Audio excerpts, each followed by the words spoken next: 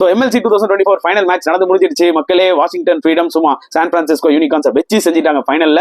Washington freedom ஒரு ஸ்ட்ராங்கான team தான் நம்மளுக்கு தெரியும், இருந்தாலும் ஃபைனல் ஆச்சே கொஞ்சம் க்ளோஸாக போனால் நல்லா இருக்கும்னு நினைச்சேன். பட் 96 ரன்ஸ் வித்தியாசத்தில் வின் பண்ணிட்டாங்க.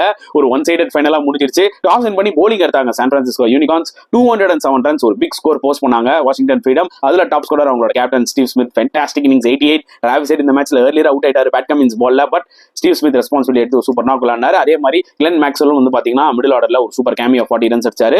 அண்ட் இந்த பக்கம் நீங்க யூனிகார்ன்ஸ் போலிங் எடுத்துக்கிட்டீங்கன்னா பேட் கமின்ஸ் சூப்பரா போட்டு 2 விக்கெட் எடுத்தாரு. மத்த எல்லா போலர்ஸும் செம்ம அடி வாங்கினாங்க.